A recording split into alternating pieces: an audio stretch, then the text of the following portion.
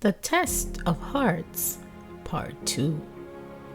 As the seasons passed, tension ran thick among the workers. Amon's crops struggled in the rocky earth, yielding little more than weeds. Frustrated and disheartened, he would often grumble that Lord Cedric had set him up to fail. Soren, with his relentless ambition, watched his thorny plants overgrow his initial efforts, choking any hope of a harvest. He was often too busy persuading himself of his own superiority to realize that he was neglecting the essential part of his task. Cahel fared no better. As the birds relentlessly picked at his seeds, his selfishness blinded him from the camaraderie of the other workers, who often worked together to share ideas and resources. As a result, he reaped only disappointment while wishing ill on the others. Finn, in contrast, nurtured the good soil with rich compost.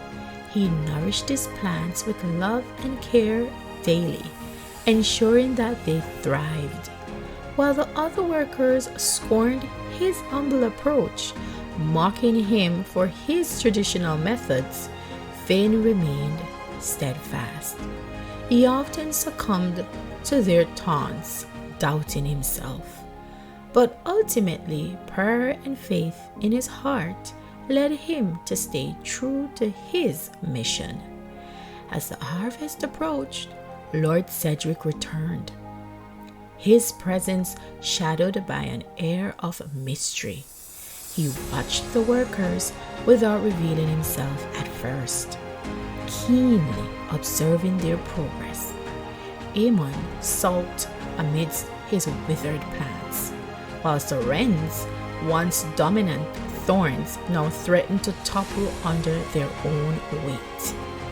The hill's barren area lay silent, devoid of any life.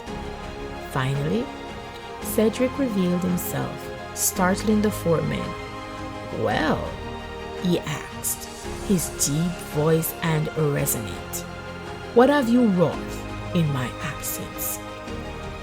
Each worker stepped forward to present his efforts, but it became clear to Cedric that only Finn stood proud with a bountiful harvest.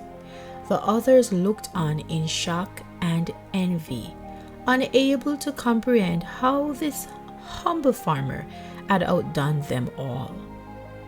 "This land," Cedric proclaimed, gesturing to Finn's flourishing crops, "reflects not merely your labor, but the essence of your hearts. Amon, your bitterness stunted your growth. Soren, your arrogance choked your harvest. Cahel, your isolation produced barrenness." Turning to Finn, who stood with his head bowed in humility, Cedric said, "You, Finn, have yielded a harvest not just of crops, but of kindness, because you understood that true wealth comes from nurturing what is around you rather than chasing after your own desires." As the other workers absorbed the lesson, a profound silence fell over them. They realized the truth that Lord Cedric had laid bare. There can be no growth or fruitfulness in a life centered on self. The Lord then urged them, "Strive to help others. It is through service and love that we cultivate the richest yields in our lives." With these final words, Lord Cedric bestowed upon Finn the entirety of his estate, knowing Finn would lead with humility and generosity.